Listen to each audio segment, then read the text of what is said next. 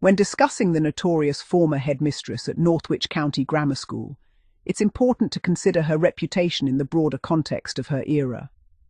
While corporal punishment, often abbreviated as CP, was a common disciplinary tool in British schools during the mid-20th century, not all head teachers wielded it with the same frequency or severity. In fact, compared to some of her contemporaries, this particular headmistress was not known for excessive use of the cane. Within the Northwich and Cheshire Nostalgia Facebook groups, which serve as a rich archive of local memories and school experiences, her name comes up quite often.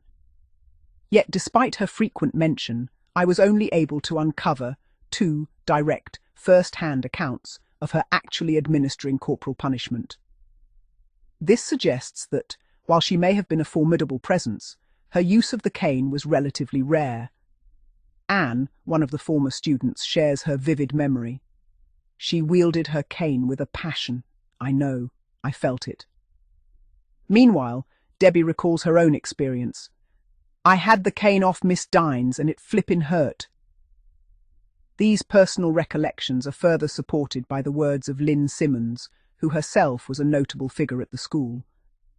According to a 1976 article in the Northwich Guardian, Simmons reported that Miss Dines had told her she had hardly had to cane anybody in all the 10 years she had been there as head. This pattern appears to have held true even at her previous post in Romford. There are plenty of references to her name in various school memories, but again, very few actual stories of her using the cane. When she did resort to corporal punishment, it was typically administered across the hands and bottoms of girls and across the bottoms of boys, a practice that reflected the gendered norms of discipline at the time. As a brief aside, it's interesting to note a claim from a member of the Cheshire Memories group. After leaving Northwich County Grammar around 1977, Janet Dines reportedly went on to teach at Holmes Chapel Comprehensive.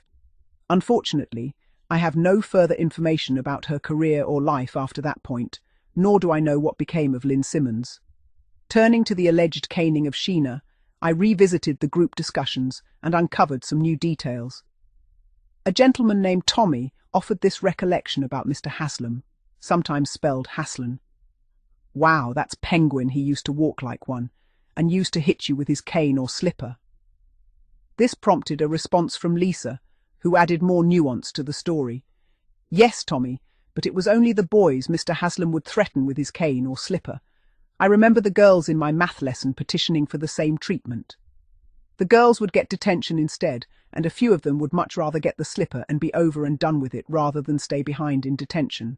Not me, though. They thought it was highly unfair. Did any of the boys actually receive Mr. Haslam's slipper, cane? I also found a couple more relevant quotes from Sheena herself, which shed further light on the atmosphere and disciplinary practices at the school.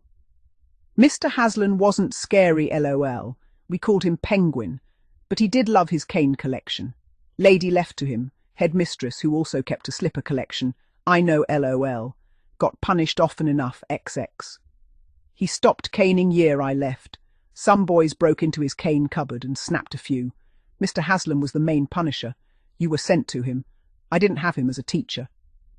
N. When I went there was a queue. Awful hearing others before UXX. These accounts suggest that Sheena may have chosen corporal punishment over detention, and that Mr. Haslam, or Haslan, might have administered the same punishment to her as he did to the boys, perhaps in an effort to maintain fairness and avoid accusations of favouritism or prejudice. However, I remain sceptical about the actual number of cane strokes she received, as memories can sometimes exaggerate or blur over time. Regarding the story of a post-caning visit to the doctor, it's worth noting that even if the skin wasn't broken, a doctor might still prescribe topical lotions to soothe the welts. The intense stinging sensation could have been caused by the application of the lotion directly onto the bruised skin, rather than by the lotion itself. I can relate to this from personal experience, not from the cane, but from having a rugby ball kicked full force against my bare thigh on a freezing day. The pain and sting can be quite memorable. Hello, Sorapants. In reference to the alleged window pole punishment, here is the exact quotation from Leslie. Remember Mr. Howell making me and 3 friends bend over the desk for the window pole. Imagine that today I completely agree with your observations about the practicality of such a punishment. The idea of using a window pole as a disciplinary tool seems almost absurd by today's standards, and even then it may have been more symbolic or humorous than genuinely punitive.